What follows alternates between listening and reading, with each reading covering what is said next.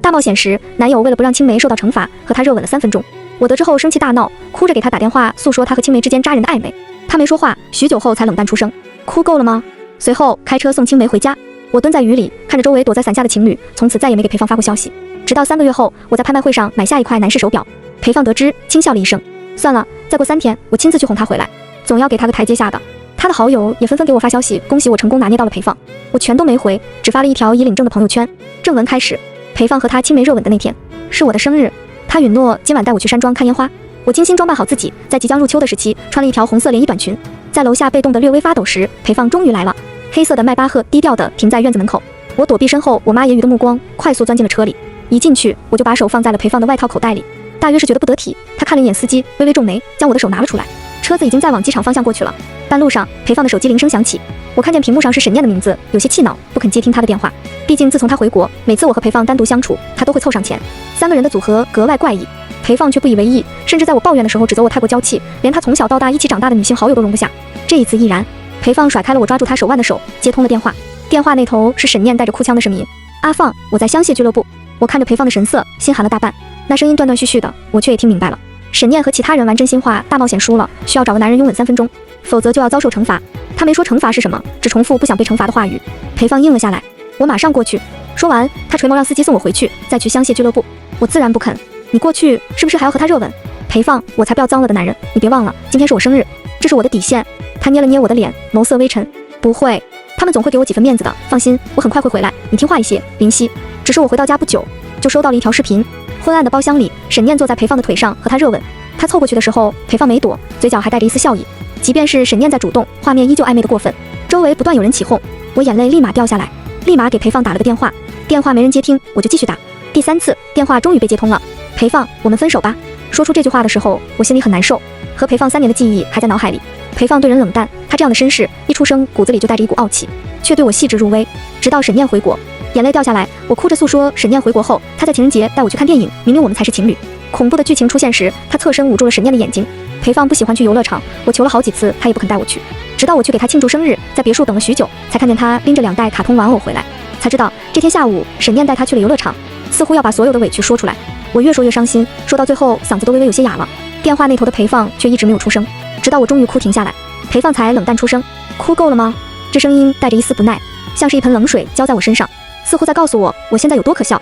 原本控制不住的情绪瞬间消失。我看着他和沈念热吻的照片，心里瞬间空了大半。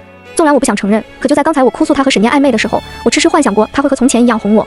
可他的这句话让我的想法变得极其可笑，我突然觉得很没意思。我应了一声，没再出声。他转头挂断了电话。1个小时后，我收到了一张匿名照片，裴放将沈念抱进车里，沈念的手放在裴放的外套口袋里，他没拿开。我蹲在地上，忽然闭上了眼，任由眼泪落在手背，许久后才站起来去浴室洗了把脸。收拾好情绪后，我告诉了爸妈我和裴放分手的事情，顺便把发生的事情告诉了他们。他们自然是气得不行，心疼地安慰我。我看着他们的脸，觉得释然，庆幸自己从小在爱里长大，自然做不出留恋一个那样不爱我的男人的事。或许我现在没那么快放下，但我知道会比我预料的时间更快。裴放把沈念送到家后就离开了。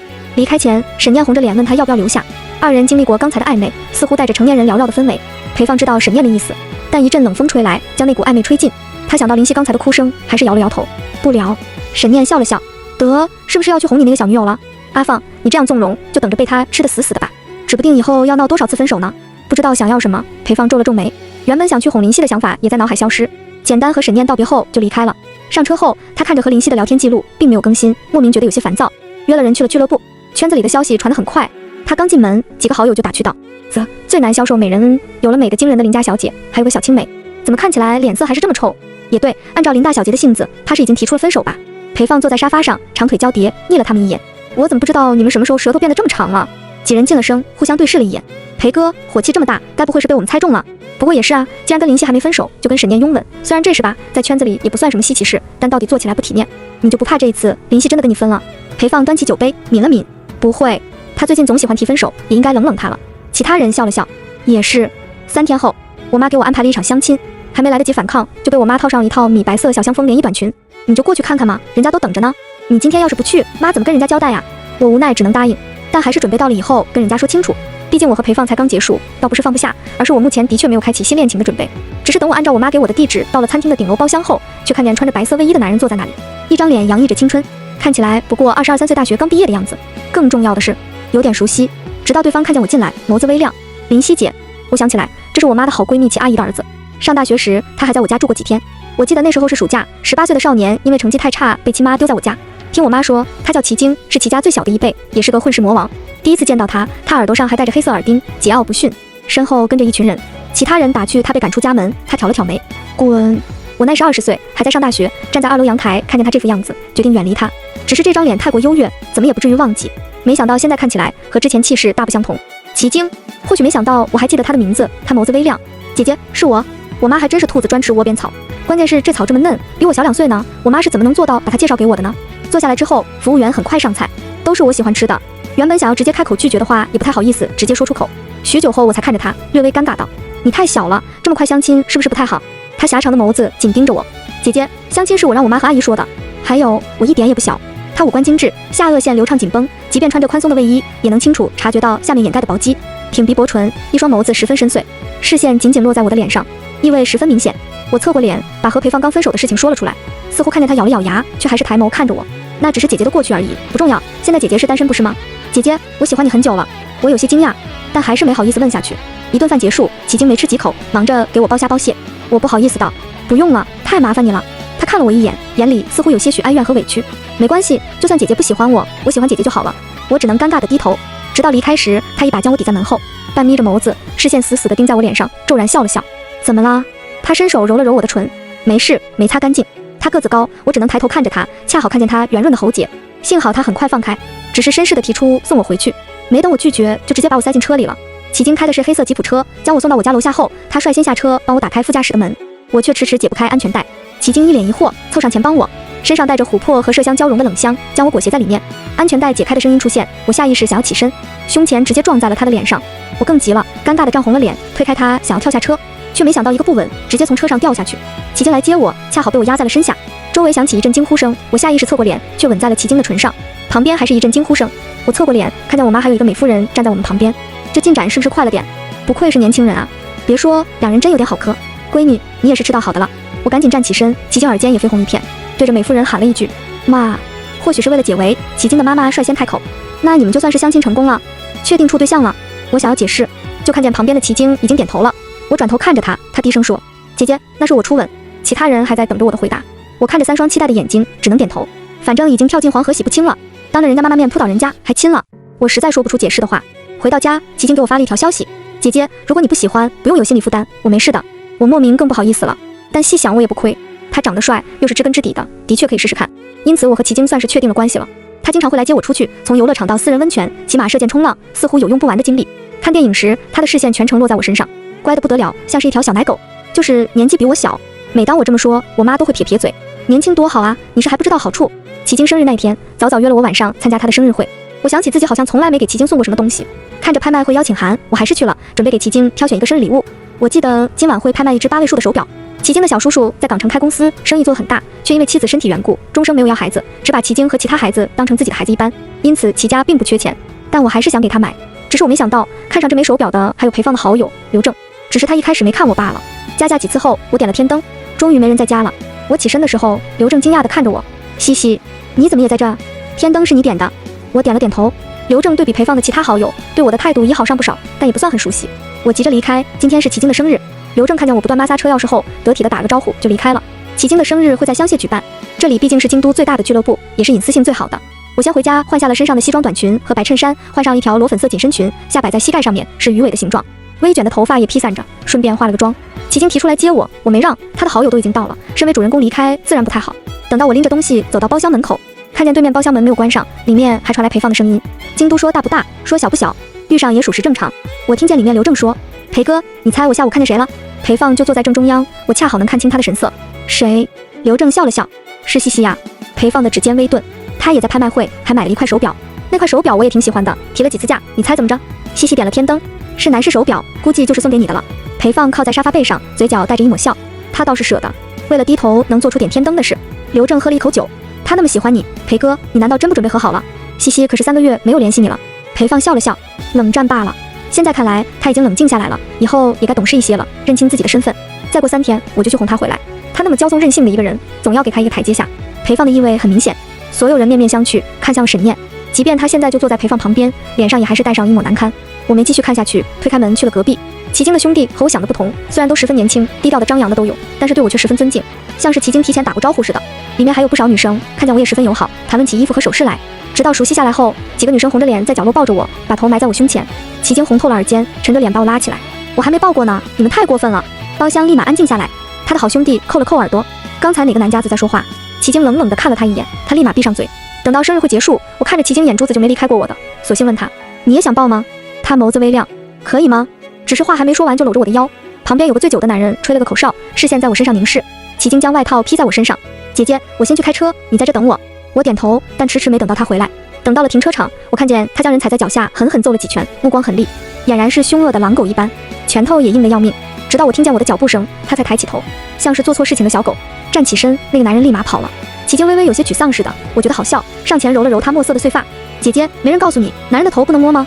我笑了，但是小狼狗的头可以不是吗？他去洗了个手，才带我上车。一上车就咬住了我的唇。姐姐，狼狗是这样的，我和齐京已经交往了快3个月了。我妈最近每天催促我和齐京去领证，因为是从小认识的，都知根知底，齐家的家风也是出了名的严正。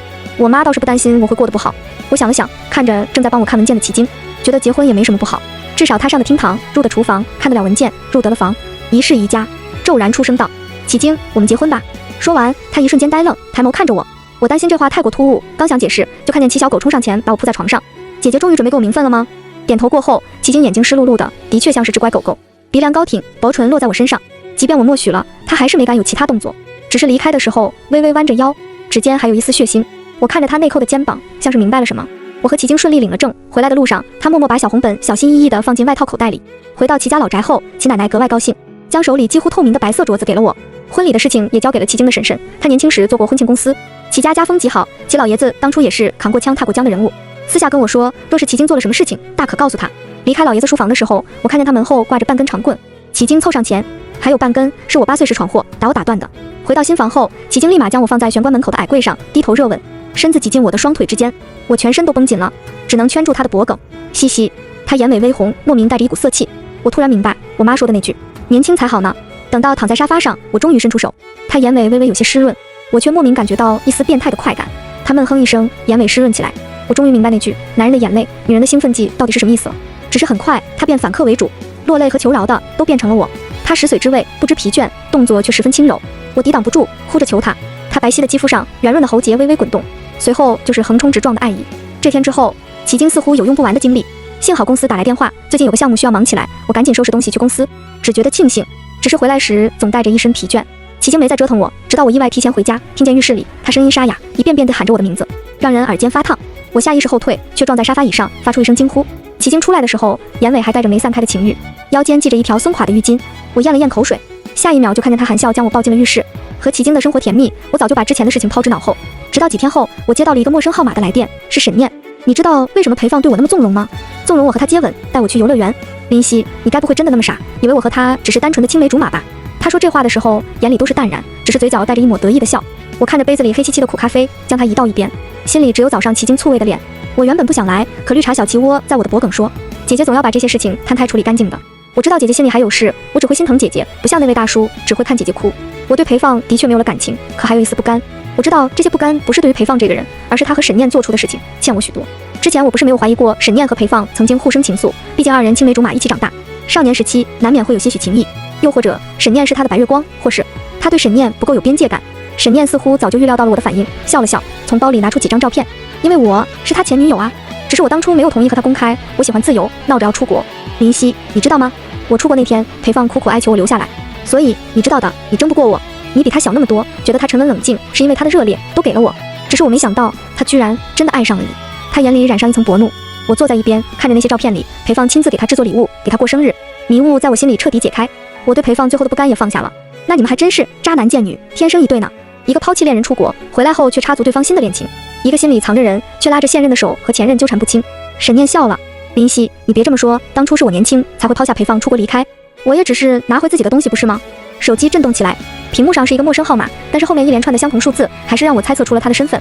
我接通了电话，看着沈念轻笑了一声，好啊，你放心，一个二手货我还不至于跟你抢，更不会放不下。说完，电话那头传来男人沙哑的声音，西西，你说什么？我挂断了电话，拉黑了这个号码，拎着包起身离开。离开的时候，我顺便将手边的冰咖啡倒在沈念的身上。我原本想着都是女人，你的确有膈应人，可我从没想过报复你，更没有记恨你。毕竟这件事情最大的原因还是陪放，可你偏偏要找上门，洋洋得意的非要来用这种话恶心我。沈念尖叫起来。我离开的时候，听见他带着哭腔给陪放打电话，而陪放说：“西西，给沈念道歉。”我没理会，开车回了公司。在办公椅上坐下后，我看见齐晶给我发了消息：“姐姐，我好像盐放多了。”还有一张照片，男人上衣赤裸，穿着一条深蓝色围裙，皮肤白皙，肌理分明，正站在灶台前。他发的是实况图。我点开，听见里面还有他的声音：“奶奶，你再离得近一点，否则西西看不见我的帅气。臭小子，我都老花眼了，还被你拉过来拍照，我得抓住西西的心啊！外面不要脸的老男人，谁知道会不会后悔？”我啼笑皆非，回复了他几句，他立马回复，像是欢快的小狗。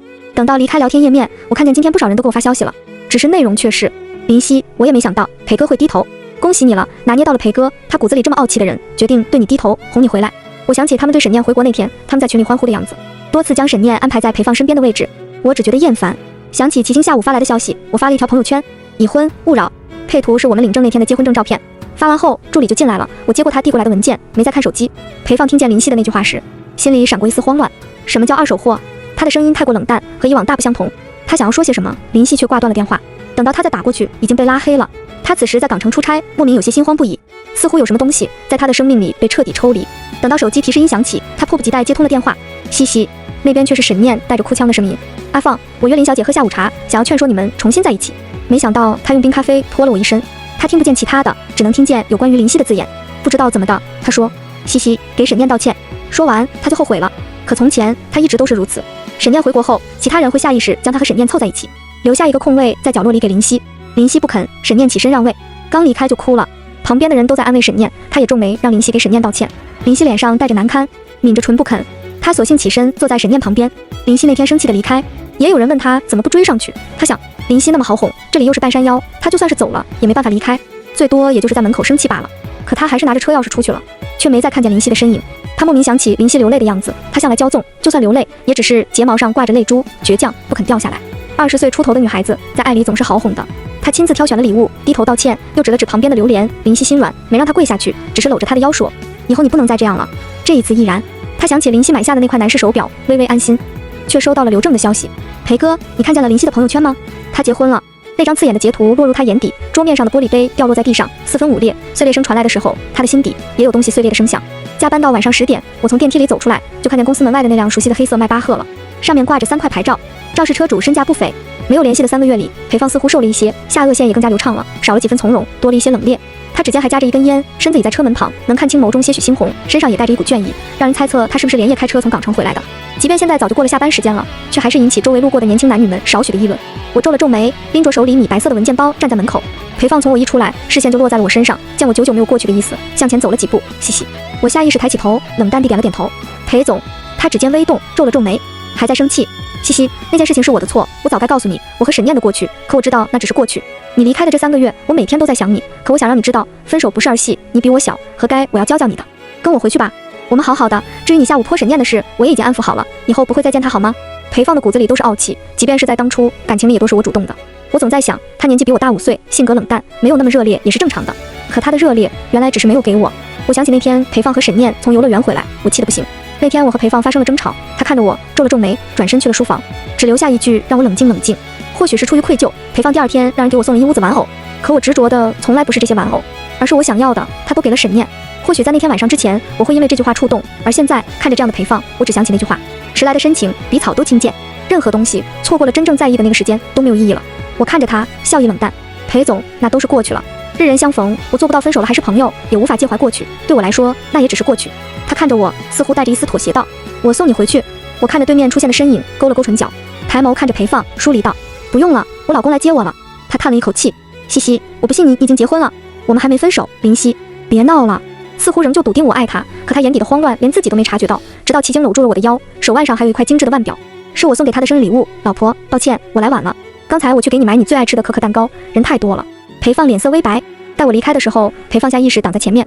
齐晶像是刚看见他似的，挑了挑眉：“大叔，借过一下。”我看了齐晶一眼，裴放今年29岁，倒不至于是被叫大叔的年纪。齐晶桀骜肆意的脸上明明带着笑意，却莫名有些欠揍的意味。裴放似乎认出了齐晶的身份，他短暂的怔了一下，继而眉头紧皱：“你和他？”齐晶从怀里掏出小红本打开，笑着接过他的话：“刚领证不久。”裴放脸色彻底沉了下来，视线落在我脸上，有些不可置信，眼眶微红。我们还没有分手，只是在冷战而已，就算生气也不能随便找个男人结婚。嘻嘻，他比你小，你们不合适。齐晶气炸了，呸，爷说合适就合适，你算老几啊？还我们不合适，我跟西西天下第一配。3个月，你说冷战就是冷战啊？大叔，没人告诉你哄女朋友要趁早吗？3天没联系，自动默认分手，不懂吗？更何况西西早就和你提出分手了。说完还不忘威胁裴放，大叔，你还是别自找麻烦的好。回到车上，齐晶狭长的眸子里都是怒气，关上车门就可怜兮兮地搂住我的腰。老婆，他胡说，我们最合适了，什么都合适，在床上也合适。我涨红了脸，捂住他的嘴。让我没想到的是，当晚齐晶就带着我去老宅了。吃饭的时候就开始疯狂叹气，旁的人不说话，显然知道他要做什么，眼里都带着嫌弃。只有齐晶的奶奶看了他，我们阿晶这是怎么了？齐晶等的就是这句话，屁颠屁颠就把裴放找我的事情说了出来。只是从他嘴里出来，裴放像是那个要拆散人家婚姻的男小三似的，想要棒打我和他这对恩爱鸳鸯。最后还说了一句，要是我老婆没了，我也不活了。老太太心疼，裴家这小子怎么能这样呢？想抢我孙媳妇？不行，这是你们得管。我终于明白为什么外人都说得罪齐家谁都不要得罪齐晶了。活脱脱的混世魔王，又是家里唯一的小辈，自然备受宠爱。我原本以为这事也只是老太太顺嘴说的，没想到齐晶的2个叔叔都应了一声。只有齐晶的爸爸冷冷地看了他一眼，又像是习惯了，默认了。齐家家风严正，门口的枣树都能站得笔直笔直的，倒不会随便胡来，怕是只是原本对裴氏睁一只眼闭一只眼的通道就此关闭。裴放不记得自己是怎么回去的，只知道自己看清眼前的景象时，车子已经撞在天桥的护栏上了。他给助理打了电话来处理后续的事情，自己则被司机送去了私人医院。一群人也不知道从哪里得知的消息，都凑到医院来看他。他脑袋被碎裂的玻璃刮伤，被处理后绑上了绷带，所幸并没有什么大事。一群人这才放下心来。刘正是第一个开口的，裴哥，你不是去找林大小姐了吗？怎么还出了车祸了？我不是说了，可能是为了气你发的网图吗？开那么快做什么？裴放再次记起那张扎眼的合照和钢印，他和林夕明明只是冷战，他以为只要冷他一段时间，他就会知道错了，不再动辄提分手。可事实是在这段时间，林夕早就开始了新的生活。林夕一开始提出分手的那天，他抱着醉酒的沈念从酒吧出去，那时他也想过，刚才暖昧之下的一切，他的没有拒绝，对于林夕而言是怎样的存在。又想起他离开的时候，林夕说，我不要脏了的男人。所以接到林夕电话的时候，他犹豫过，却还是接通了。那头林夕显然已经知道这件事了，他第一反应是找出那个把消息转给林夕的人。电话那头的林夕哭得很伤心，他从没见他这样哭过。第一次见到林夕的时候，他穿着红色抹胸礼服，张扬娇气，身边围绕着一圈年轻男人。他皱着眉头，却似乎早就习惯了。旁边有人提起他的身份，惊艳于他的长相。他看着他骄纵的样子，微微心动。后来离开宴会的时候，林夕被人纠缠，他上前让人将那个醉酒的男人赶了出去。他看见林夕微红的耳尖之后，即便和他相差5岁，他还是动了心。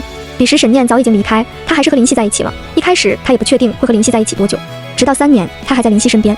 他不知道自己的心意，在沈念回来后，念着那些旧情和情分，还是允许他以朋友的身份在一起。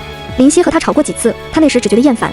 后来林夕在那天晚上说分手，他也以为那只是气话，就连林夕之后没再给他发消息，他也认为只是冷战。裴放彻底红了眼眶，周围的人对视了一眼，不敢多看，找了理由离开。